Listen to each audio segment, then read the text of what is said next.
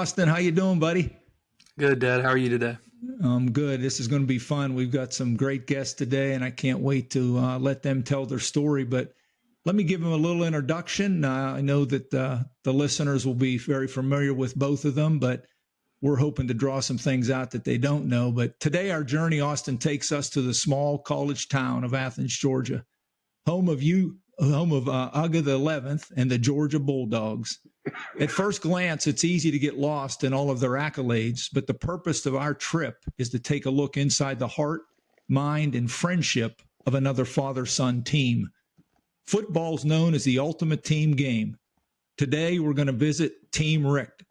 As we share two stories, we'll get under the center with two quarterbacks, listen on the headset with two coaches, talk with two husbands about their first love, two fathers who believe in family first, and two friends who share a common passion anchored in one faith.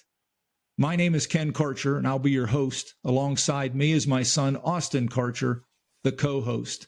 We would like to welcome Team Richt as our guest to Awaken Kingdom Culture, where hearts and minds come alive, one story at a time. Welcome, Mark and John. How are you? Doing great. Good to be here. Thank you. Yeah, doing good. Well, we're glad you're here, and we want to kick off the first quarter, and we'll start with you, Mark. We want to take both of you back to your early years. And, Mark, Right. if you could describe your family growing up in one word, Right.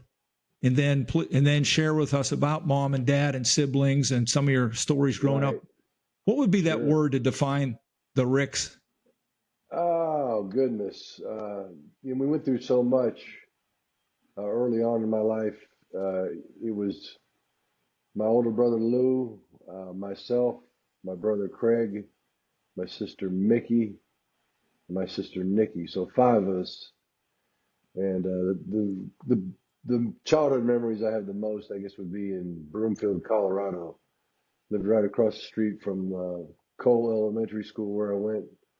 So all the tetherball and foursquare and basketball goals and jungle gyms and just grass fields that you could play, kill the guy with the ball and all that kind of stuff. That was just kind of the neighborhood place. And so kind of living the life.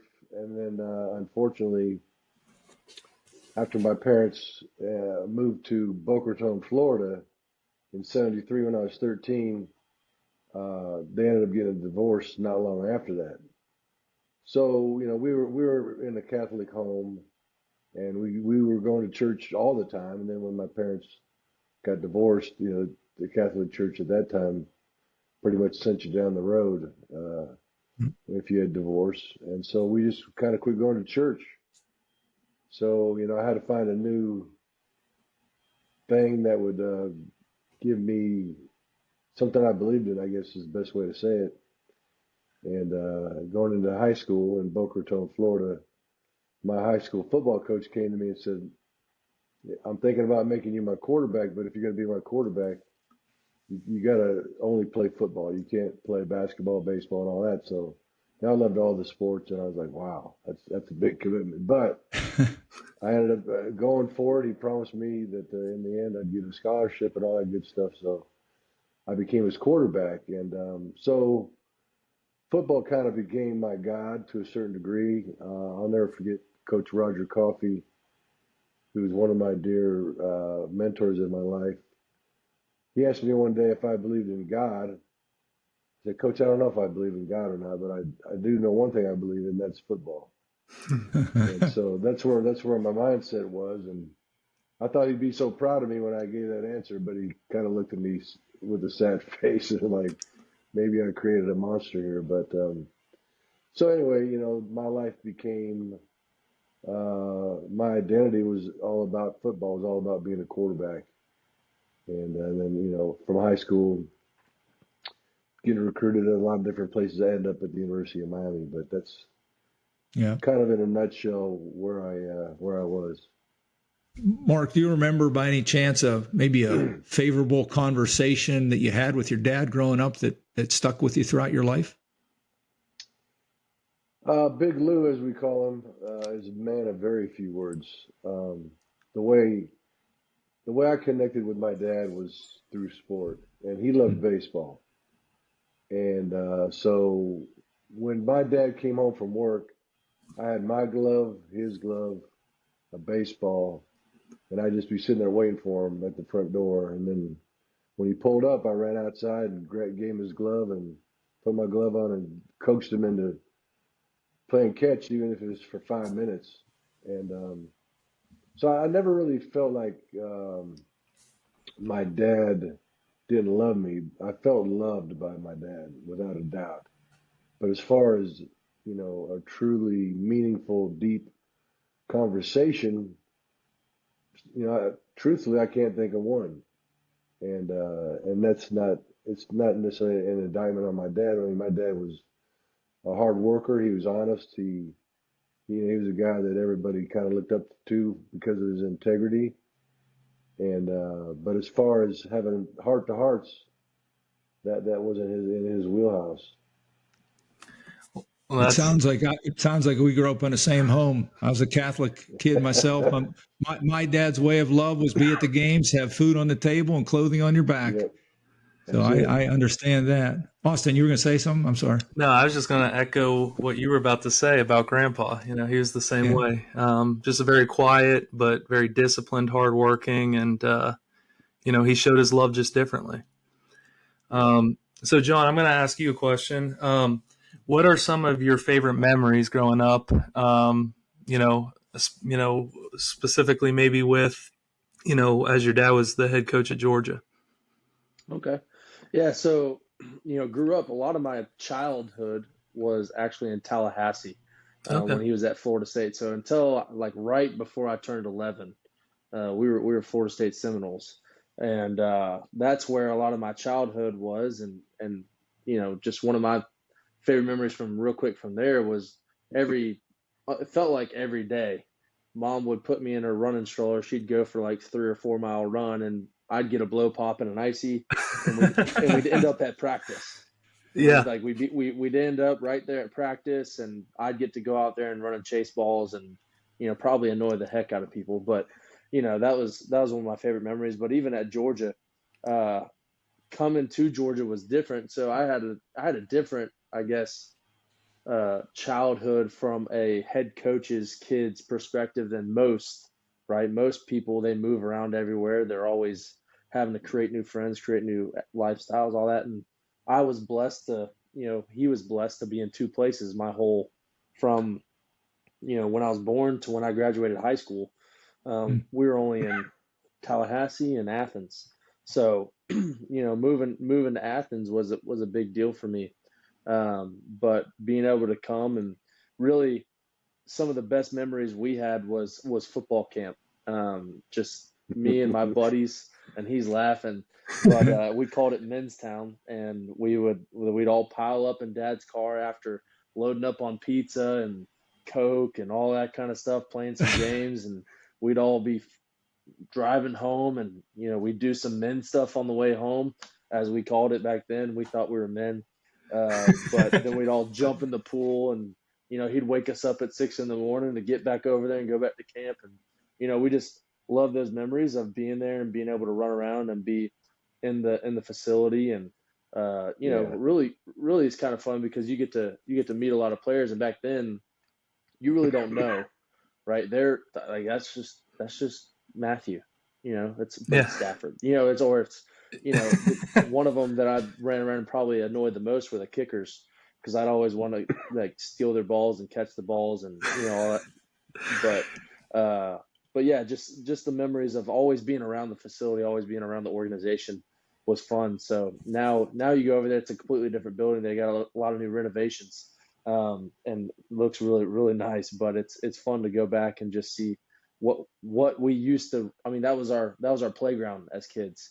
We just yeah. that mom would drop us off Well, and we would roam. going going And going back to Tallahassee, John knew that he couldn't play when he went to practice. He knew he had to wait for that 5 minute break. Right when that horn blew, it was time for the 5 minute break. John comes sprinting with the football. We play catch for 5 minutes till the horn blew again, then he'd sprint back, But the other thing about John, John was kind of living through the Charlie Ward era, Yeah. and Charlie was like his hero.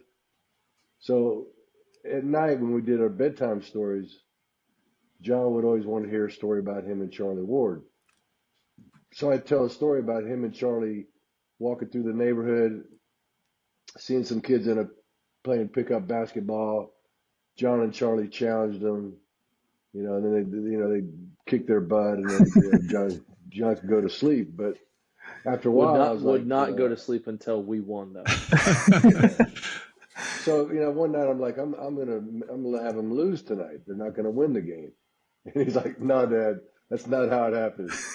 So I would always have to end the story with the victory between him and Charlie. So he would actually have Charlie come into our house, knocking on the door, asking if John could come out and play. And just a lot of fun stuff for sure. Well, that's awesome. I mean, what's funny is because I'm smiling so much because I remember so many memories that are very similar. When my dad was a pit and he was working for Johnny Majors, I went to Johnstown and they had, they had camp there. And I can remember, helping my dad out carrying the footballs and all that stuff. And one day I rolled a ball behind one of the quarterbacks doing drops. And I found out real quickly how to conduct yourself on the practice field. I was probably 7 or something like that, some, real young age. But, I look back to, like you were talking about your mom pushing you in that stroller to practice. When we're in Europe, my mom used to get on a train. My dad was the offensive coordinator for the Rhine Fire. We'd get on a train, we get on 2 buses, and we go watch practice. And she doesn't know the language, so she doesn't really can talk to anyone or get any help. And, so, and then at Liberty, I remember running around on the field. So all these memories you're talking about, I mean, it hits home for me for sure.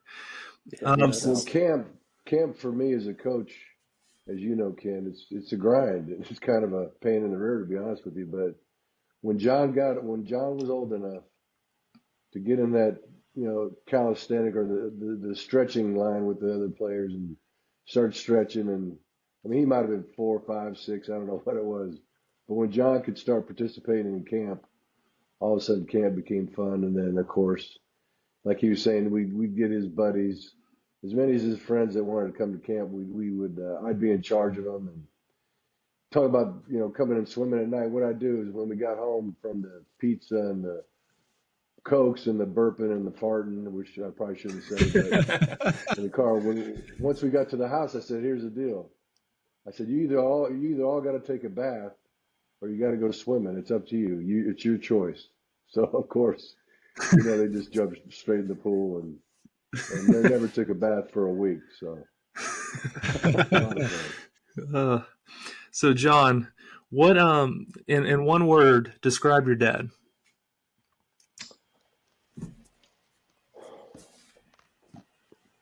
Faithful. I think it's a good word, and also, I mean, faithful along with integrity. Sorry, I'm using 2, but but basically, when you think about him and the way he went about his business, is when he said he was going to do something, he did it. Yeah. But also he was faithful to the little things and to the process and to the way that he wanted to not only coach but teach and help develop men. Yeah. So that's why kind of those 2 together, I think, really personify him in a way that gives a good picture of, and the reason I say that too is a lot of people, they'll say, yeah, my dad's great when he's out there in front of everybody in the news or, on a big stage and all that kind of stuff. And then he comes home and no, dad was the same way when he was at home. And that was one thing we appreciated about him, was you knew what you were going to get. You knew when he was going to be mad at you, right? you understood the boundaries, but you also understood the care and the love, the understanding, the grace, the ability to come home and be a part of the family was a big part of him and who he was for us as a household. Awesome. Hey, John, before we jump to the second quarter, John, let me ask you this question. How did your dad inspire your faith? Well, I would say, I mean, very simply, he lived it. I think that's Mm-hmm. one of the most important things for men to do nowadays is to simply live out your faith. Not just when everybody's looking, but when your son creeps down the stairs like I used to do in the morning, and you look around the corner and dad's over there reading his Bible and he's in his word. He's doing the things he needs to do in order to prepare himself so that he could help us. But he lived it in that way, but also simple ways of, the only time we really had with him guaranteed every day was the morning. He always set aside the morning. He drives to school, but we'd wake up, we'd go to the table. Mom would make us drink some kind of crazy concoction that she came up with, carrot juice, tincture, whatever it was. But then we'd sit there and we'd read from Proverbs, or we'd read from Scripture, and then we'd pick somebody out and we'd pray for them, right? So just the setting the standard of not only making us do it, but then living out himself was the biggest thing for us. Thank you. Austin, you want to take us into the second quarter? Yeah, second quarter. Talk playing career. Yeah, let's talk playing career. So, Coach Rick, what was your best high school memory growing up? Really, going back to Coach Coffey, when I decided to be his quarterback, he pretty much adopted me into his family. The old 16 millimeter film, he would show tape. He was a state championship coach at another school before he got to Boca Raton, and he had some great quarterbacks, and we'd just sit there and watch film together. Awesome. Excuse me, and he kind of helped me understand how to prepare, but also this guy loved football so much, it was unbelievable, and he really helped me with the respect and love for the game. But as far as my playing career, my junior year I got hurt, didn't play hardly at all, and so my senior year was kind of it. And that Roger Coffey, Coach Coffey, who I love so much, he got let go, transitioning from our junior year to our senior year, and we knew we were going to have a pretty good team. So we decided, and when I say we, Boca Raton was predominantly white, and Delray Beach was predominantly black, and there was busing back then where the kids from Delray would bus to Boca Raton. So our team was very, integrated, so to speak. And so the leadership in Boca Raton, basically, and the leadership in Delray Beach got together and we said, look, we're going to boycott this season. We're not playing if we don't get Coach Coffey back. And so, we literally got the newspaper involved, and we wrote a petition and we signed it and got it in the paper. And then we don't show up to practice. And so it wasn't the new guy's fault. He was a good guy, but he wasn't Coach Coffey. And so finally, Coach Coffey called us in, me and Prince Charles Ferguson III, the middle linebacker on our team from Delray, and probably a few other leaders. But he came to us, he wanted us to come to his house, and he just said, "Man, I appreciate what y'all are doing, but you need to play. You need to play your senior year. You got too much on the line. Don't worry about me. I'll be okay." And so just another reason to love Roger Coffey for not only did he love the sport, he loved us kids, and one of the best for us. Awesome. John, what about you? What was some of your best memories from high school? Well, my high school career was a little bit different. Prince Avenue back in the day was just kind of a newer school, but didn't have a football program until my 8th grade year. Okay. So they started football with my class and kind of grew it with my class. And I think one of my favorite, memories of it was just the fact that we were out there doing stuff like, before we had our first game, we had undefeated t-shirts, like all that kind of fun stuff. But, playing 8th grade, we played middle school, and then we played JV, and then we played JV/varsity my sophomore year. And then my senior year, we played varsity. And, we pretty much got our butts kicked for the most part. But, for the fun part is now I'm back at Prince Avenue, and kind of getting to see, Prince Avenue's been to the state championship the past 4 years. We've won it the past two, and we won it a year before that. So we've won 3 out of the last 4.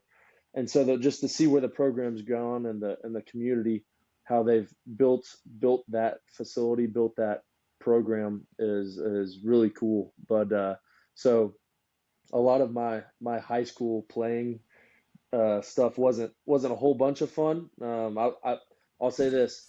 I always tell everybody's like, you want to go play quarterback at Clemson? I was like, yeah, but I got more all regions for punter and safety than I did for quarterback. So I always tell people that. I'm like, yeah, I might have been a quarterback, but I would have hit you too. But I enjoyed it because it was fun. Because most places, if you're the quarterback, you just play quarterback. Yeah. There, because we were so small and we were starting, I never had to come off the field, which for me was perfect. I loved it. I enjoyed having to play every snap because it was what I loved and I was passionate about it. Awesome. Well, it was also important for us as parents for him to have the faith-based education. We could have sold out for football and found a place where maybe give him his best chance to develop as a quarterback, but we felt like if he had what it takes, he was going to make it anyway, and but it was just so crucial for us to have him in a faith-based institution in high school. And I don't know if John ever regrets that or not, but in the end, we think it was the right thing to do, and he certainly is benefiting from that decision today, as he said, coaching at Prince Avenue and doing the things they've been doing. And he didn't do much bragging on himself, but he's offense coordinator, play caller. He's really good at what he does. Got some pro, college, and high school under his belt coaching career. And truthfully, it's not, in my opinion, as I watch the games, it's not fair for the other team sometimes because of his knowledge and his ability to coach and teach. And doesn't hurt to have a pretty good quarterback too. His quarterback broke Trevor Lawrence's record for the most yards in the history of Georgia football. Wow! And, oh wow! So Aaron Philo, he's going to Georgia Tech. Okay. And if you're wondering about John's North Carolina shirt, what's that about, John? Yeah, so I'm supporting family. Supporting family. Got Max and Jake Johnson are going to be Tar Heels, or they're there right now. I guess they're on spring break, but they're about to start spring ball. So saw those guys today, so I had to rep my UNC for those guys. Awesome. Faithful. That's good. So Mark, let's talk about Miami. Why Miami as a player? Is there a recruiting story? Because I feel tied to you there. I'll share with you mine in a second. A lot of the same people. Why Miami? I did end up being first team All-State, and I did get some attention. And because I didn't play my junior year, my recruitment kind of started mid to late senior season because there was no tape, no nothing on me until my senior year. And we actually made it to the semifinals of the state championship. Lost to Miami Carroll City, I think 10-7, and they won the state championship the next week. So we had a really good team, and we had a good experience. And I started getting attention in recruiting towards the end. And I actually got recruited by Coach Saban at Miami. And when people hear Coach Saban, they think Nick Saban, but it was Lou Saban. Right. And Lou Saban coached just about everywhere throughout his career. And I guess his claim to fame would be the head coach when O.J. Simpson went for 2,000 yards. But anyway, he had recruited me out of high school, and basically, because I was first team All-State and I thought I was the best quarterback in the history of the world, he had me convinced that I could go to Miami and kind of save the program because Miami was really in a bad place back in that day. They were thinking about quitting football in Miami, actually. And so I'm like, I was buying everything he was selling. And then about a week before signing date, I was in his office reading the Miami Herald of all the commitments, and I saw this name, Mike Rodriguez, quarterback / DB from Choctawhatchee High School. I said, "Hey, coach, what's up with this guy?" He goes, "Oh, don't worry about him. You see that / DB? He's a defensive back." So I'm like, okay. As it turned out, Mike was a quarterback. But anyway, then I go, "Well, what about this other guy, Jim Kelly, East Brady, Pennsylvania, quarterback with no slash? What about him?" And he looked me dead in the eye. He said, "Mark, somebody's got to back you up." I'm like, "Good thinking, coach." So, I had my plan. My game plan was to start as a freshman and be an All-American my second year. I was going to win the Heisman my third year and go pro. And the problem with my plan was Jim Kelly was living my life for me. So, kind of going back to my identity, being a quarterback, being football. That's kind of a scary place to be when your identity is in what you do, and then when what you do goes in the tank. Guess what else goes in the tank? Your life. And so I just began doing things I never dreamed I'd do, and I went from nickname Boca because I was from Boca Raton to Boca Baby because of off the field antics that we don't need to get into. But went down a bad path, and I did have a teammate who was kind of going down the same path I was, and then one summer he went home for a couple of weeks and came back saved, born again believer, and I'm like, I thought that we're gonna have a wild summer. What happened to you, man? But so he kind of told me about his relationship with God, and I was thinking, well, maybe this is for me. And then I started thinking, well, if I'm a Christian, I got to be perfect. And I started thinking about these sins that I might could stop, or probably won't stop this one. And I know for sure I'm not stopping this sin. I don't want to be a hypocrite. And then I definitely was a little concerned about what my other teammates thought, what my girlfriend thought. I was more worried about what man thought than what God thought, which was kind of dumb. And then the last thing was I thought, gosh, if I become a Christian, God might send me on a mission trip to Africa and then come back home. And so I kind of postponed that decision, and luckily, lived long enough to get to that point. It's interesting because I feel like as you're sharing, my mind's going, yes, yes, yes, because like you, I was, my dream was to go to Miami. I visited down there, and there was Jim Kelly and you, and Howard Schnellenberger was the head coach then, and Gary Stevens was the OC that sat in my house, and my dad. The freshmen were Vinny Testaverde. Was Vinny Testaverde and Bernie Kosar there yet? No, they came the year after I said no when I went to Notre Dame. They were the next 2 years. And my dad, though, just being what he thought was a good father, said, take all your visits, don't commit, because I had oranges in my eyes when I got off the airplane from Miami.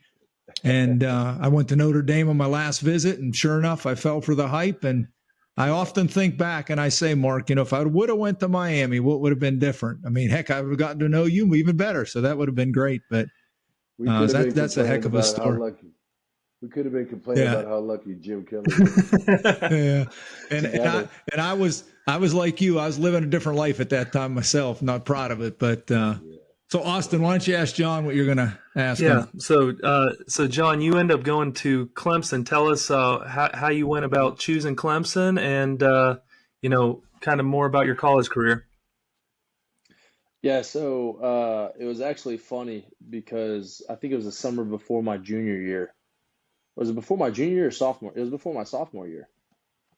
Dad's like, hey. My guess is it had been junior, but maybe it was sophomore or junior year, whatever it was. I was starting to get a little bit of recruitment, whatever it was, just a little bit of hype. And he's like, all right, I got to get you out of like your little small pond. I'm going to go take you all these camps and, help you realize you need to work a little harder. And, you need to figure life out because you're not that guy. Like you need to realize this. And so big fish in a small pond.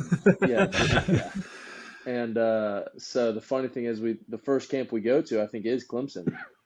Yeah. And so we go to Clemson. We do, back then you could do like a half day or whatever it is. And Tommy Bowden was the head coach with Rob Spence as the offense coordinator. At the time, Dabo was the receivers coach. But I go out there and, do it. I threw well, did a good job, had a good workout, and I'm like, all right, cool. And kind of have a conversation with Coach Spence at the end. And, at the end of the conversation, he said something. And so we're on the way home, and Dad's like, so how'd it go talking to Coach Spence at the end? I'm like, I think he offered me a scholarship. Like, I think he offered me. And Dad's like, no, they didn't. No, they didn't. I'm like, yeah, I think they did. And so he's like, hold on. So he calls Tommy. Tommy, did y'all offer my son? Yeah, Coach, we did. Oh, well, heck. So it was one of those moments where he's like, what the heck, man? But Yeah, the goal was to show him how hard you needed to work and compete against other guys, and then he gets off Clemson. I'm like, oh boy. Yeah, but it was good. It was kind of one of those things. It was love at first sight. I loved the community that Clemson had. I loved Coach Bowden. I loved Coach Spence. Those guys really kind of poured into me early and recruited me hard early. Before my recruitment really even took off, I felt like I was already committed.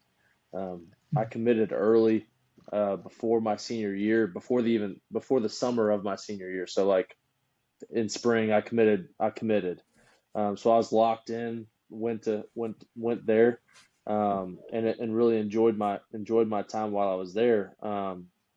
But halfway through the first, I guess, 4 or 5 games, Coach Bowden got fired. And so when Coach Bowden got fired, Coach Dabo took over as the head coach, and they got rid of Coach Spence, my offensive coordinator, as well. And it was actually, now I'm blanking, Coach Napier.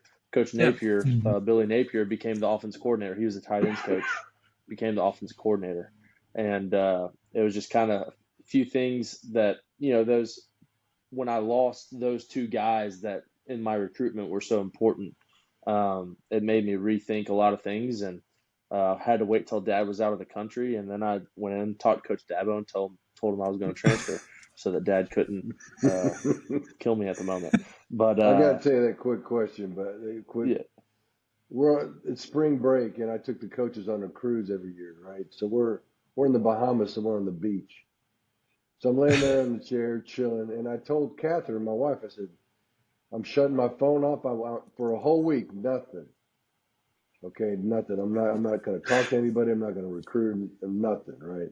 So we're at the beach, and Mike Bobo, who's now the coordinator at Georgia, was on the staff, and his wife Lainey came up to me and she said, "Where's John going? Where's your son John going?" I said, "What are you talking about? He's not going anywhere." And she just kind of looked at me funny, and she left. And then about 5 minutes later, Mike Bobo came up to me and said, "Coach, it's on the internet, or the word's out that John decided to transfer from Clemson." I was like, "What?" And so I turned my phone on, of course, and talked to John, and he explained to me, why his reasons behind it. But and I'll be honest with you, I called Coach Dabo, and I said, John made this decision without even talking to me. I said, if John wants to come back, or is it still available to come back, or is it done? And he said, no, if he wants to stay, he can stay. And then so when I heard that made me feel good. And then John kind of explained why he wanted to do it. And I said, you're a grown man. Make a grown man decision and live with it. So, John, what made you choose to – where'd you end up going? Went to Mars Hill University now. It was Mars Hill College back then, up in North Carolina. Okay. So how'd you hear about it, and what made you make that decision? So it's funny because all my players ask me, they're like, why did you transfer to Mars Hill? Like, why'd you go to a D2 school? I'm like, well, back then when there was rules, you couldn't just transfer wherever you wanted and just go play. Like, they gave me a list of schools that I couldn't transfer to. Like, they could do that back then. You had to sit out. Yeah. Well, no, they had schools like I couldn't go anywhere in the ACC Oh, I or got you. anywhere where we were Oh, I playing got somebody you. in the next 3 years or something like that. Right. And so, and then if you wanted to go Division 1, you had to, of course, sit out another year. And I'm like, yeah, I'm not, not wanting to sit out and do another redshirt year. That wasn't fun. I don't want to do it again. So went and visited a whole bunch of schools, and really Mars Hill wasn't even on the radar. Was thinking about really Valdosta State was kind of so at the time, I, yeah, I had just gotten engaged to my wife, Okay.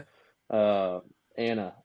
So we got engaged that summer, and so we were kind of trying to make these decisions, as a couple, as both of our futures. And she was fired up about Valdosta State, and the nursing school there, and kind of was leading that way. But then my high school head coach knew the head coach at Mars Hill, Coach Clifton, and they were friends from back in the day, coaching together and all that kind of stuff. He's like, hey John, like I really think you need to go up there and just see Mars Hill and see what it's all about. And went up there, got to throw with some of the guys during one of their spring practices, and really felt like they only had one guy on the roster at quarterback during spring.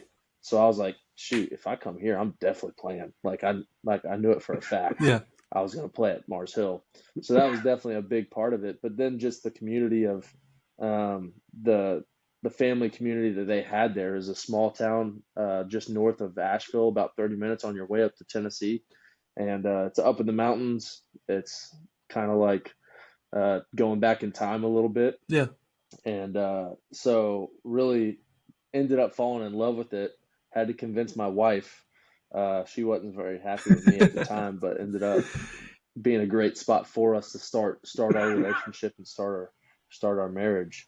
But that was kind of where we ended up, was Mars Hill, and enjoyed it. Awesome. Now, I'm going to add a little something here too, because he won't do it, but he just got inducted into their Sports Hall of Fame, what, a year, within the last year, son? Yes, sir. It was like, Yeah. Congratulations. Congratulations. yeah, thank you. It was fun. Pretty It awesome. was an Pretty honor. awesome.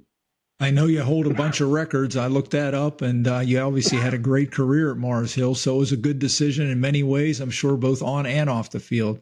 It But was. that's a great honor, John. Congratulations to you, and I know your dad's proud of you, like any father would be.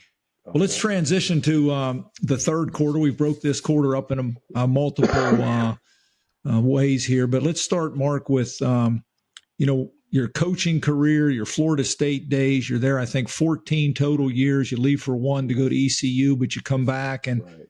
I guess we can't talk about Florida State unless we talk about Bobby Bowden and the role he had in your life, both as a coach and a man. So would you tell us, our listeners, a little bit about that time? Right. Well, after I tried out for a couple NFL teams, I go to Denver and John Elway shows up, and I go to the Dolphins and Dan Marino shows up. And so, I think I was the fourth best quarterback in the world at the time, but nobody knew it. But anyway, so after this pro career went over, I got a job bartending. And after getting fired from that job, I was hired to clean the bar at night after it closed. And I did that for about 2 weeks. And finally, one night in the middle of the night, as I'm cleaning the chrome there, or whatever it was, the brass rails, I was like, surely I can do something besides this. Maybe I'll coach. So I got in that blue book of college athletics and looked at like 20 schools I thought I might be interested in, wrote letters, asked Earl Morrill, who was my quarterback coach at Miami, to give me a letter of recommendation. And the tie he had to Bill Arnsparger, who was the defensive coordinator of the Dolphins when they went undefeated, he was the head coach at LSU. So I got a chance to be a graduate assistant coach, helping the quarterbacks at LSU. Well, the night I had the U-Haul packed. The night before I went, I got a phone call, and it's Coach Bowden. And he decided after some staff changes that he was going to coach the quarterbacks as the head coach, but he needed a young guy to help him out. So I was like, I'm coming. I called U-Haul, said I'm going to Tallahassee instead of Baton Rouge. And so I ended up in Tallahassee. And of course, I get there. The first thing he says to me is, he's like, "Hey, you got that Miami playbook?" I'm like, I'm talking about the Yeah. University of Miami, because we were big rivals, right? I said, no, they don't give us those playbooks. And so I thought, when I didn't have the playbook, he was about to fire me on the spot. But I said, Coach, I said, I got it all right here. And so I survived my first day at work. But what happened was, he came in the quarterback's room, the first meeting that we had. He let me run the meeting. He kind of followed me around practice a little bit. And then he never came back. I mean, I'm a 24-year-old kid coaching the quarterbacks at Florida State as a graduate assistant. And so anyway, he helped me tremendously in my coaching career, gave me a wonderful opportunity. But year two there, we had an open date early in the season, and Coach Bowden told the players they can go home if they want for the weekend, but be back on Sunday to get ready for the next week. So a lot of guys went home, a lot of guys stayed. A lot of guys that stayed went to a on-campus party. Somebody pulls a fire alarm. Everybody ends up in the parking lot. Well, they're on the part. Half the team, a lot of the teammates, were at that party. And a car came through the lot too fast, almost hit a guy named Pablo Lopez, 6'5", 285, left tackle, sophomore, stud. Kind of a jokester. Everybody loved Pablo. He was of Cuban descent from Miami. And Miami Vice was kind of big back in that day. And so anyway, he kind of had that little Miami Vice edge to him, but good guy. Well, he didn't like this car almost hitting him, so he gets in the driver's side window. And there's a driver in a car full of his buddies. They were actually locals. They weren't even at Florida State. And he threatened to whip his tail, basically. And so the kid got his pride hurt because he went about to open the door and fight Pablo and half the football team. So he got his feelings hurt in front of his boys, and he went home and got a sawed-off shotgun and brought it back to the party. And he pulls and then by then everybody's back in the party. He told his buddies to tell Pablo and those guys there he was messing with their car in the parking lot. So out comes Pablo and half the team, and Pablo starts walking to the guy. The guy pulls the gun, and Pablo's about probably 10, 15 feet away. And he wanted Pablo to back down, basically, I think, in front of his buddies. But Pablo wasn't going to have that, so he kept walking with his arms outstretched and said, "You're not going to shoot me, bro." Well, the kid panicked and pulled the trigger and shot Pablo at point blank range in the belly, and Pablo died before he made it to the hospital. So that was Saturday night. Sunday is the next day when the whole team's back in town. We're at the team meeting. I just finished taking a role as a graduate assistant coach. As one of my roles to do that. And so I'm in the back of the room, and Coach Bowden's at the front. And we had assigned seats, first team offense, first team defense, and so on, back to the back of the room. And everybody was dead silent. Everybody was hurt. And Coach Bowden began to speak. And he basically said this. He said, I don't know where Pablo is right now. I don't know where he's going to spend eternity. I don't know where he was in his faith. He said, but I do know this. There's a God in heaven who loves you, who created you, who wants a relationship with you, who wants you to live forever with him in heaven. See, the only problem with heaven is the standard for heaven's perfection, and none of us are perfect. When Adam sinned, sin entered all man. So our chance of being perfect is zero. But God knew that, and he loved us enough to allow his son to be born of a virgin of the Holy Spirit, so he had no sin at birth and had no sin throughout his life and was a perfect sacrifice. So, all you need to do is ask for forgiveness of your sins and turn in faith to Jesus as your Lord and Savior. So obviously he's preaching the gospel to the team. And then when he was done talking about that, he said, he looked at Pablo's empty chair and he said, "Man, Pablo used to sit right there. Now he's gone." He said, "If that was you last night instead of Pablo, do you know where you'd spend eternity?" And he was talking to the players, but some of those seeds that got planted in high school, in college by my teammate came to fruition at that moment. I'm like, if that was me last night dying instead of Pablo, I know where I'd be. It'd be a bad place. So coach invited the players to come talk to him about it if they wanted to. So I knock on his door the next morning, and he says, "Come on in, buddy." He calls you buddy when you forget your name, but I said it's Mike. No. But anyway, I said, Coach, I know you're talking to those players, but I need Jesus, and so I prayed to receive Christ as my Lord and Savior in His office. Something changed dramatically in my spirit. I didn't know what it was at the time. I didn't know that my spirit and my soul, the two things that are going to live forever, were made right with God because of what Jesus did. I didn't know that because I live in this flesh, I'll still do stupid stuff and think stupid things. And not until we get this new glorified body with no sin and no disease will we really be perfect and ready for heaven. But so I had a new goal in life, and my new goal was simply try to live a life that God would be pleased with. And so simple goal, not an easy goal. And certainly I've come up short many times, but the good news is, like I mentioned, my spirit, my soul has been made right with God because of Jesus. And that's what gives me faith and hope for the future. Mm. Yeah. Thanks, Mark. Thank you. Austin, you want to ask John? Yeah. So John, tell us a little bit about your coaching journey and how you got into it, and kind of some of the stops along the way. Yeah, so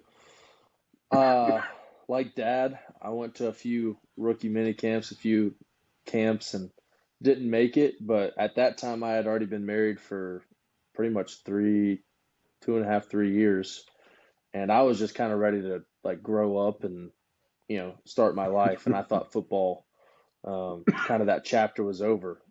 So it was funny. Like I did everything I could to get out of football. I went and sought out a whole bunch of different jobs. Ended up working in Atlanta for a mortgage company for about 6 months. Realized that wasn't the way to go. Ended up training quarterbacks on the side. Ended up working at D1 training in Nashville, training some guys for the NFL Combine. And me and my wife found out we were pregnant. So we're like, all right, we probably need to go home. First of all, we weren't trying. It was just one of those things that happened. We're like, all right, sweet. What do we do now? And so Dad's like, hey, a spot at Georgia just come open. Would you want to come home and coach? And I'm like, yeah, I guess so. Yeah. So I came home, worked for Dad, worked for Coach Bobo. Coach Bobo was a coordinator back then too. Learned a lot of football that year. And then at that time, Georgia does have a nepotism law. So when I turned 25 the next year, I had to go find a new spot, and was lucky enough to get on with Rex Ryan and those guys up at Buffalo with the Buffalo Bills. Was an offensive quality control there. And one thing that was really cool there was I didn't get to work with the quarterbacks or the receivers or the pass game or any of that. I had to work with the tight ends and the O-line. So I had to learn the run game. I had to learn pass pro. I had to learn all the ways that defenses attack you in that aspect. And it was a really kind of enlightening, football-wise, enlightening time for me because I knew the run game. I knew run checks. I knew pass pro. I knew like how to protect myself, all that kind of stuff. But I didn't understand the details of it. And so getting that for a full year, learning that was a great time in my career for just developing and growing. But also getting a chance to work with professionals was really cool. Working with those players who were smart or smarter than the coaches was fun. We had Charles Clay at tight end back then, and he was kind of a veteran guy that was a really good athlete and all this kind of stuff, but the things he did really well didn't really show up on stat lines. So learned a lot from him, just getting to be around him. and the questions he would ask were really cool. Worked for Greg Roman as offense coordinator there, so it was like he was a great inspiration and really teach it because he was all about the run game too. So that was fun to learn and a good time to be there. But then Dad got the job at Miami, and he called me and he's like, "Hey, you want to come be my quarterbacks coach?" I'm like, "You mean GA for the quarterbacks?" Like, you know, he's like, "No, no, no, I want you to be the quarterbacks coach." And I was like, "You really want me to be the quarterbacks coach?" I'm like him. I was 20, 25, 26. And he's like, "Yeah, come on." I'm like, "Okay, like sure." So we packed up. We were in a blizzard packing our house up. Really, my wife was. I should say my wife was because I was already down in Miami. But packed up in a blizzard, drove down into 75, 80-degree weather down in Miami, and spent 3 years down there. Was blessed to have a lot of good times there. And then when we got done with Miami, um, my daughter. So when we were in Buffalo, I'll back up a little bit. When we were in Buffalo. My oldest daughter, Jaden, was about 9, 10 months old, and at the time got diagnosed with failure to thrive, which means basically she wasn't growing, she wasn't developing. She was basically going backwards, and they didn't know why. So one of the biggest blessings in my life was Buffalo. One for my career and learning, but two, when you go to the NFL, one of the greatest part about working in the NFL is how great and awesome the healthcare and all that kind of stuff that comes along with being there and being a part of that organization. So for a full year, we are in hospitals. We're in and out of hospitals for weeks at a time. Uh, Blessed to work for Rex Ryan and Greg Roman, who were like, for most of the time when we were in the hospital, he's like, "Hey, get what you need to get done here, but then go, like, go be with your family," which isn't always the case in a lot of places, especially working in a high, high stakes job as football. So they were a blessing to work for. But ultimately, a year later, Jaden finally gets diagnosed with Crohn's disease. And so she's one of the youngest people, on, I guess, ever recorded to have Crohn's at that early of an age. So that was one of the factors of being there. One, God provided great people, right, allowing us to be there. But also he provided, we didn't pay one doctor's bill. I mean, we might have paid one or two, co-pays of just showing up. But the NFL and the Buffalo Bills really handled most of our expenses. And that was a huge blessing for us because at the time, we're not making any money. So it was a huge blessing to be there, and then to be able to get to go down to Miami, where they had the university itself had an awesome health system and center for us to continue to work on Jaden's needs. But one thing we realized early on was when we moved, it didn't even matter if we were moving from 5 miles down the road to a different house or 500 miles to a new home. Jaden's stress levels would basically throw her off and send her into the hospital, and she didn't handle it very well. So when we got done with Miami, it was kind of one of those deals where I was like, at the time I was like, all right, I'm done with college coaching. I'll go back to the NFL, right? I want to go back to the NFL. I really enjoyed my time there. I want to go back to the NFL. So I was working on that. And we had actually just moved up to Flowery Branch to get closer to the Falcons, and I was blessed to get one more year of pay from Miami, so I was just going to go help wherever they needed me at the Falcons, and then just work my way back in. And when we moved there, of course, we ended up in the hospital again with Jaden, and it was kind of a slap in the face of, hey, maybe you need to just find some roots and settle down and hold still for a while until Jaden can get her sickness, her body under control. And so we did that. We decided to get out of coaching for the past, I guess, from 2018 to 2020, it'd be 22. I was out of coaching completely. We opened our training facility here at D1 during that time. And that's what I was going to do. I was going to work on the training facility. I was going to, still coach, but and have that impact, but was going to do it in a way that I could hold still and not have to move around.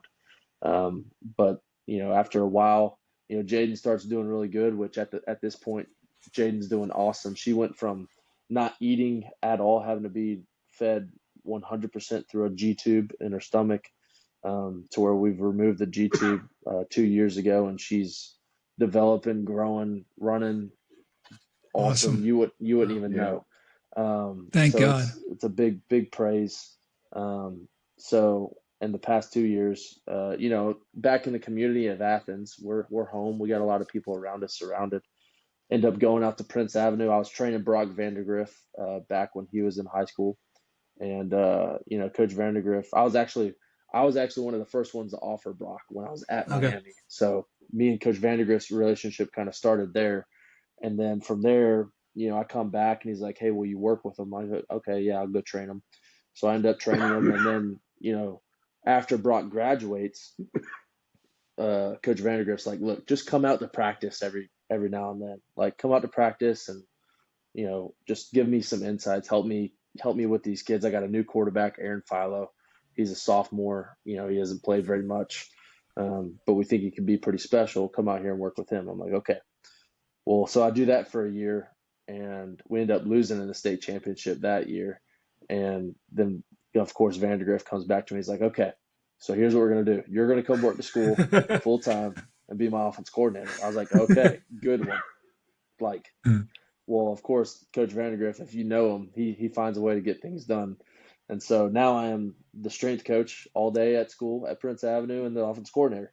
And blessed to have some awesome people here at D1 that run this facility for us and do a great job. My business partner, Fred Munzemeyer, really carries the weight here, but it's been a blessing to get back into coaching, and it's been fun being in high school, developing younger athletes. You're scared when you've been in the college world and the NFL world your whole last 10 years, and then all of a sudden you pop into high school, you're like, are these kids really going to be committed to the level that I want to operate at, right?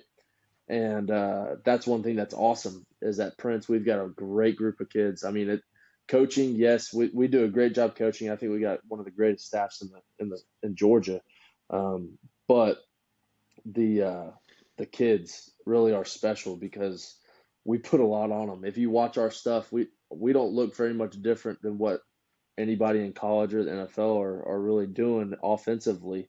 We're doing mic points, we're changing protections, we got kids doing a lot of different things, and they have really dedicated their self and their time to learning in it and then executing it at a high level. So it's been really fun. It's been a good awesome place to be.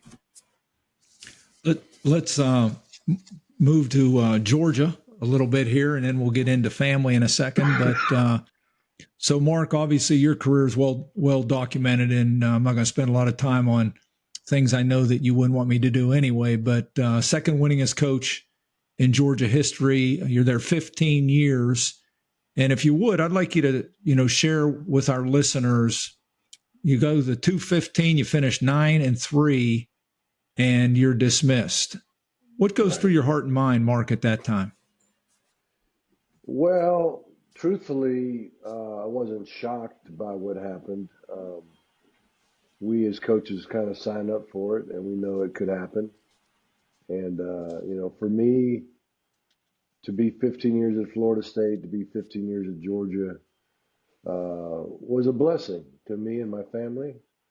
Mm-hmm. And we certainly didn't want to leave, but we got it. So, I mean, I had really more of a thankful heart. Not that I got let go, but just for what we're allowed to experience as a family. And so, I thought I'd sit out at least 1 year to rest and recover. But then as soon as the word got out, I had about 6-7 phone calls from different universities wanting me to be their head coach. And so, Miami was one of them. And at first I thought about visiting a few schools, but then I just said, you know what, talking to Catherine, I said, I'm gonna check out Miami because it's my alma mater, because they have the history of winning. They've done it in the past. They could do it again, and I'm gonna at least listen to what they have to say. And if we like what we hear, then maybe we'll do it, you know. And so, sure enough, have the interview. By the time the interview's over, I was convinced they were committed, definitely committed more than they have ever committed in the past, and you know, basically matched salaries and started paying SEC money for coaches and doing things that I felt needed to be done, and they were willing to do that, and they followed through with it. And so that's when we decided to go to Miami, and so that was it. But Georgia, you know, I've got a little. I didn't invent the saying, but there's a saying that people have said in the past that if you don't burn bridges, you can cross over them again one day. And you know, we didn't burn any bridges in Athens. We didn't burn any bridges in Tallahassee. We didn't burn any bridges in Miami. And so we can go back and be a part of those communities. And the fact that we live in Athens, we get treated extremely well by the university, by the people in the city. But we get the same kind of treatment in Tallahassee and in Miami. So we've been blessed. That's all I can tell you. Thanks, Mark. Well, let's transition to the fourth quarter and talk family. I know following back when you were at Florida State as a graduate assistant, Mark, there was a rumor circulating you had some special interest in the Florida State cheerleaders. And I think that one of them ended up becoming your sweetie for life. So tell us a little bit about Catherine, and then John will talk about Anna. Well, I love it, and I'm going to expose you, okay, Ken? I know for a fact you got your information from Wikipedia, okay? Because Wikipedia is the only place in the world that said my wife was a cheerleader at Florida State, which she was not. Really? You got me. You got me. So I love it when people do that, because it's like, I got you. You're not that Wikipedia is bad, because it's mostly right, but no, I had a. Well, set me straight. I had a graduate assistant coach, Jade Perkins. We were roommates, and he was dating a girl named Liz Ward. Well, Liz Ward's roommate was Kathy Francis. She went by Kathy back then. So I'd spend time with Jay and Liz, and eventually one day I said, you know, I need to meet a nice girl. And Liz was like, oh, I got the perfect one for you. And it was Kathy. And as it turned out, we had our first date was kind of a blind date. Jay and I were in charge of food and a movie. And we were in charge of the movie, and the girls were in charge of the food. So we went to the apartment to watch a movie. The movie we picked out was Animal House, by the way. And, so we had pizza and watched Animal House on our first date. But long story short, in the beginning, we were friends because our roommates were together, and we'd spend time together, and we'd talk. And, you know, I don't know if either one of us thought there was a real true love connection early on, but because of that, we just opened up and talked, and we got to know each other as friends. And she knew every dirty detail about my life over the first few months. And by the time she decided it's going to be exclusive or nothing, by then she knew everything about me, but she still liked me. And so now when I go back to hang out with my old buddies and they want to tell a story on me, I'm like, you go ahead and tell. She knows. And there's nothing you can shock her with. But we've been best friends ever since. And now, you know, after 37 years of marriage, we're still madly in love. And after the empty nesting time, it's a very, very good place to be. Plus, real quick, we do live 10 houses down the street from John and Anna and our 3 grandchildren. That's awesome. So we are in grandparent heaven right now. Built-in That's awesome. So, John, tell us about Anna. Yeah, so me and my wife, Anna, went to school together. So moved up to Georgia, and in 8th grade, I guess I was No, I was in fifth grade. Then, but once we got into like the seventh, eighth grade, our friend groups started hanging out. And we were, I think it was the summer after eighth grade, going into ninth grade, we're deciding, hey, we're going to, or Dad took all the coaches to the lake, and one of my buddies was dating a girl who lived on the lake.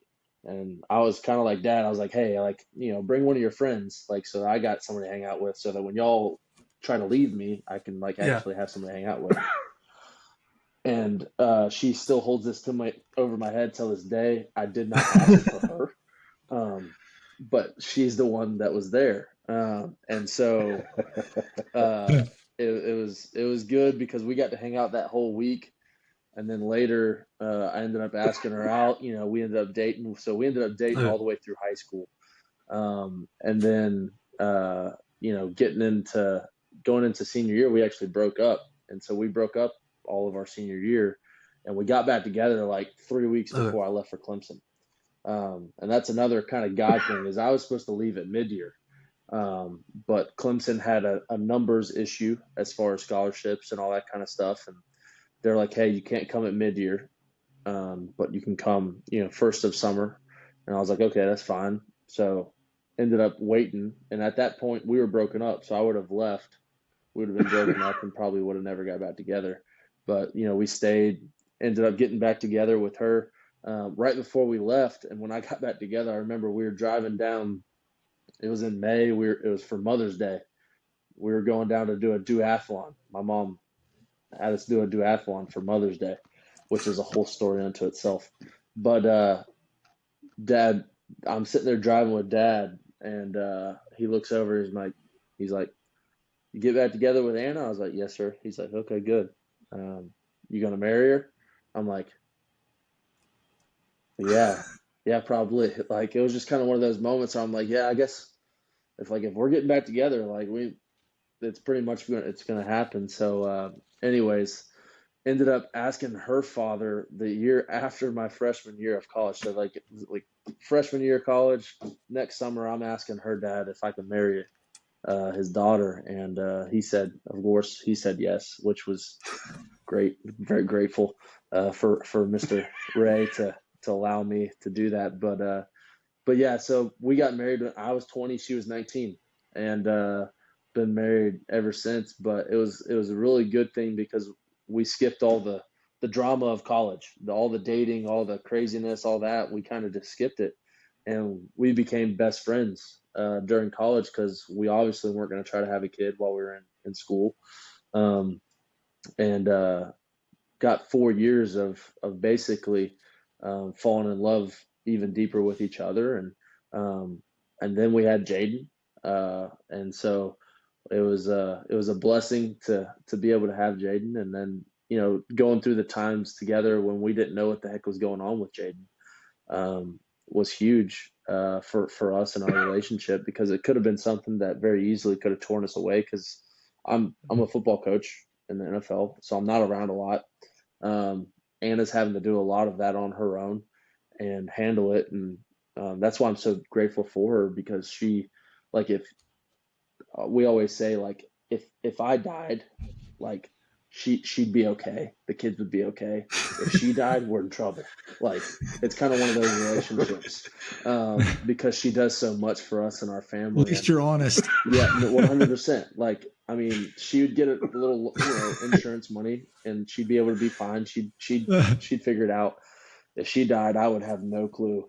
But she, she's definitely my rock, my foundation for a lot of things, but that's built on our relationship with Christ, which has been awesome. So it's pretty cool. Now we're both home, and we've got both of our families here. Her family's in town, my family's in town, and got a lot of support. So we're excited to be where we're at. Before we get into our final, what I call overtime, and give you some poignant questions for each other, Mark, I know you and Catherine both over the years, just like John, we appreciate you being so honest and sharing some of the things with your children. And Mark, you and Catherine both have also faced physical challenges in your life and some health challenges. How has your faith helped, Mark, in walking through those challenges? Right. Well, I had a heart attack, massive heart attack that almost took my life after I retired from coaching. And as it turned out, while I was on the operating table and the lights went out, literally in my mind, in my brain, I thought my body was shutting down, and I thought I was about to die. I had a pretty awesome. I'm not going to call it out of body experience, but in my spirit, in my soul, I felt peace and I felt excitement about where I was going, and that was really cool. And so that was awesome. And then years down the road, um, later on, I found out I had Parkinson's, and so Parkinson's is a progressive disease. It affects your movement. It affects a lot of things. Some people have tremors. I mean, there's a lot of symptoms that not everybody has the same ones, but long story short, over time, it kind of overtakes your ability to move, and you end up in a wheelchair, and then usually you end up in bedridden, and then you pass. And so wow, what are you going to do with that? Well, what I did was a scripture came to my mind in Corinthians where the Apostle Paul is talking about momentary light affliction, and so I felt like it fit this situation where what I'm dealing with is momentary and light compared to forever. And if my hope, the scripture talks about having your hope not in the things that are temporal, that are on the earth, but the things that are eternal. And so when you put your focus on your eternal destiny as a believer, all that could do is get you excited and give you peace and get you to the point where you're not, you don't fear death. And even if I got cured from Parkinson's tomorrow, still eventually I'm going to pass away. We all are, So just because I have Parkinson's is not some kind of recipe to have your faith grow because you know where you're going. I mean, we're all facing death one day, and if we're not ready for that moment, if you're at that moment of truth when you're on your deathbed and you're scared to death because you don't know where you're going, that's not a good place to be. But if you have the peace of God knowing you're going to heaven, that's an awesome place to be. And so that's what I kind of hang my hat on. Thanks for sharing that, Mark. Well, let's finish up our time together with all four of these questions are for both of you. Austin, why don't you ask that first one down below at the very end? Which one is it in? I'll do it. Yeah, when someone spends time with you guys individually, when someone spends time with you, how would you want to be remembered?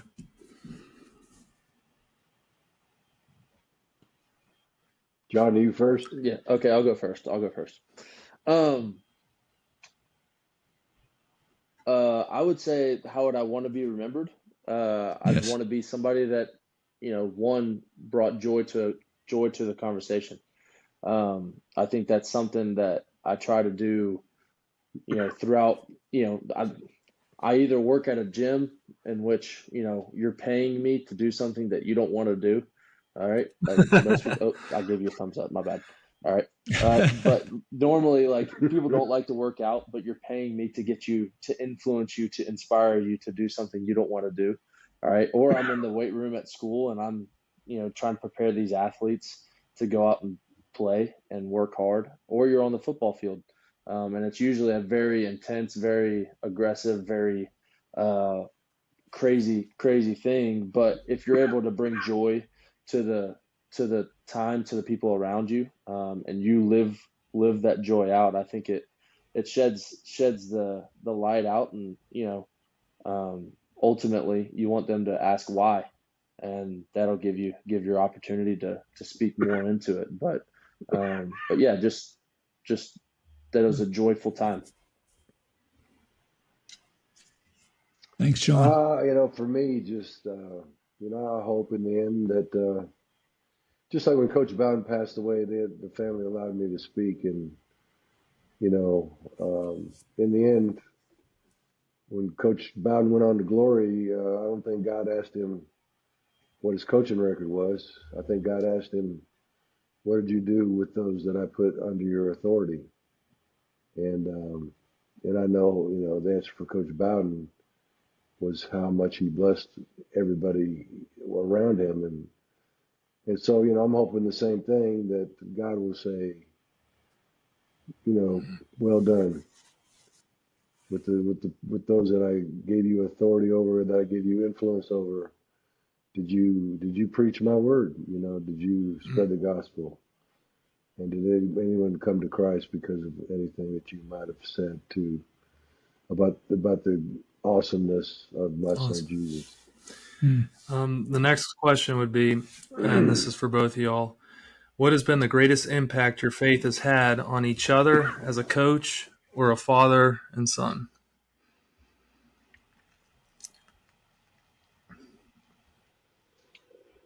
Well, I would say just our relationship together. A lot of the things that Dad imparted on us was scripturally based, and and biblically inspired. Things that is how he tried to run our house. He tried to run his organization. Tried to run his program. That's the cool thing that I had, was I got to be his son, right? But then I got to be his employee at Miami. So I got to see both sides of it in intricate detail, and I think the faith side of it is what kind of drove both of those relationships, whether it was a father-son relationship or the work relationship of him being my boss. But at the end of the day, he would push those things, but it was up to us to make the decision. And I think for me, at the end of the day, it was something that I gravitated to because of the experiences, because of the light that he showed, but also because God decided that he wanted me to be his, and so allowing that to happen, and then truly chasing after it has been something that's influenced everything that I do now. I've got a great example to look up to of how to do those things in a biblical manner. But allowing those things to influence me going forward is a big part of who I am and what I do.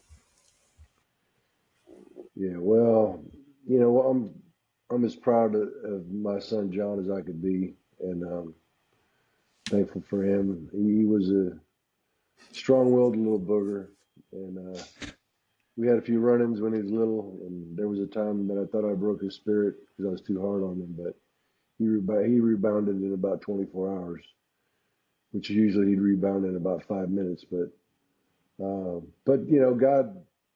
God has a sense of humor, and that his son Champ is pretty strong-willed little booger too, and he's got a mini John, the way he looks and the way he acts. But it's fun to when your children transition from being under your authority as a parent to being a peer and being a friend. And John's one of my strongest confidants when it comes to things in my life. He probably knows as much or more than anybody besides my wife, Catherine. And I trust him completely. Thanks, good. John, what was from your viewpoint as a coach, and you said it perfectly, you set it up, what was your dad's greatest strength as a coach? Well, I mean, I think his greatest strength was he created culture and created buy-in because the boys knew he loved them. And I think that's one of the biggest things is, yes, he was a good football coach. Yes, he understood the game. Yes, he knew how to, make the right calls, all that kind of stuff. But the kids wanted to play for him. The kids loved Coach Richt. And when you especially a game like football, in which there is so many ups and downs, in which you have to truly buy in to a way of performing, of whether it's, waking up, eating, sleeping, lifting, practicing, playing, competing, all those different things. You have to buy into a culture, and so creating that culture is what creates a winning atmosphere. But it doesn't happen unless the kids truly buy into who the leader is, and that was one of the things that he did a great job of. Was not only the kids but the coaches. Anybody was ready to go to war, and they were ready to go to war because they knew the guy at the very front of the line was loved them all and cared about them all, no matter what the win loss column said. No matter what the result was, they knew at the end of the day he was going to push them. He was going to love them hard, right? But he did love them, and I think that was one of his biggest attributes. John, go ahead, Mark. You go ahead. No, go ahead. Well, I was just going to say that over the years, there have been players that we've had to dismiss from the team for whatever reason, and so I never let a kid go lightly and just like was shaking my fist at him when he left. It was always with a tear in my eye, because it didn't work out. And but I've had many former players who I actually have had to let go for things that they did, and they understand now why I did what I did. But they'll even come back and say, thank you for loving me enough to discipline me. Mm. And I think sometimes people think, meekness is weakness. It's really not. The players knew I didn't have to, just because I didn't cuss them out didn't mean I wasn't going to discipline them. I wasn't going to do what I thought was best for the team and best for them. But I think it's easy sometimes as coaches to coach with intimidation and fear as the motivation. But when you, like Coach Bowden, coach through love and compassion, once I saw that modeled and lived it for 15 years, it fit me. And part of coaching is to be who you are, be genuine, and all the things I learned from Coach Bowden was the foundation of how I wanted to do things. You both mentioned the word love, and Austin's heard me say this many times in our conversations, even in our home, but love really is the universal language. And then my wife has a portrait behind her desk at work, and it says, love is the bridge to everything and everyone. And it's a big picture of a bridge. Yeah. And you both said that very well. And really that's the walk of Christ, right? It says Jesus saw people and he felt compassion and loved them. And there's no reason that can't be done through coaching, as you said, Mark. Yeah. Well, let me ask you as we close out, and Austin, I'll give you a second too to say anything to Coach Richt and his son. But as a father-son, Mark and John, is there any last words before we close today that you'd want to say to each other? Well, for me, I'm just proud of John. Proud of the man he's become, and he always laughs at me. The older I get, the more I cry, but just proud of him, how he handles his wife and his family and his kids and his job, and just the way he treats people. It's pretty awesome for a father to watch. And just real quick, our son David, our son Zach, our daughter Anya, we obviously love them too. They weren't part of the theme of this show, but I failed to mention them. But David was a different guy. He's our musician, so you connect with him a different way. But they're the biggest blessing that you can give your children, is to love their mom, probably number one. Yes. And to live a life of integrity, because in Proverbs it says, a man who lives with integrity, blessed are his children who come after him, So if you want to bless your children, be a man of integrity. Integrity doesn't mean perfect. It's It doesn't mean to be whole, but it's more of a pursuit of integrity, really, than it is a final product. But I would just encourage men to step up and be the man that God designed you to be, because He gave you testosterone for a reason, and it wasn't just to show off your muscles. It was to provide and protect for your family and your country, and we need more of that. John, any words to Dad?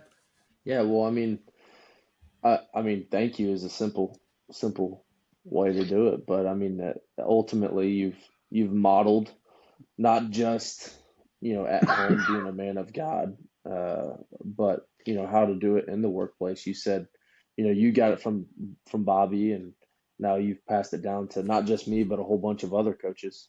But thank you for loving us, just like your boys on the field love you.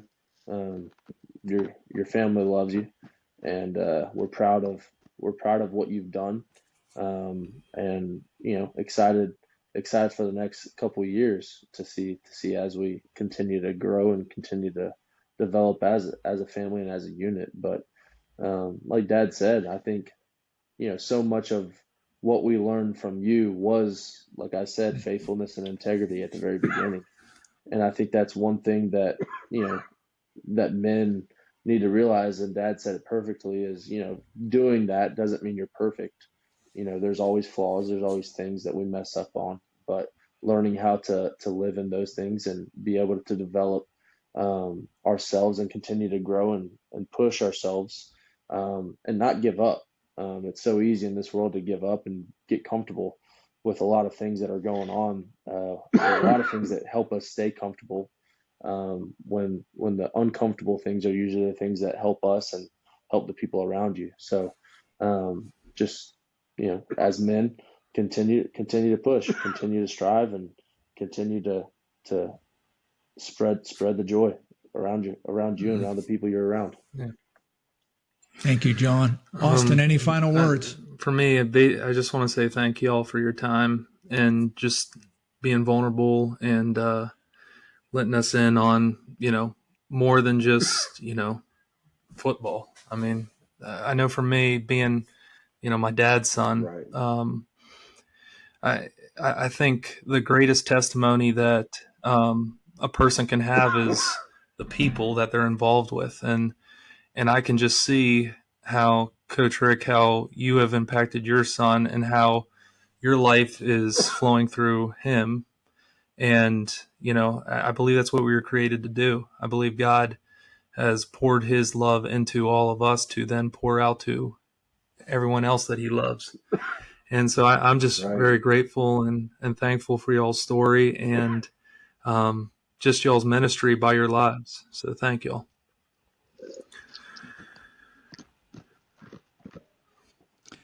And I echo that. Like I said, I've never had the chance to be on your staff, Mark, but I've watched you for our careers have sort of modeled each other in time. I've been married, as you've said, 37 years, just like you. Yep. And we've been, around the country, but I've always watched you as a coach on the sidelines, and I've had friends that have known you.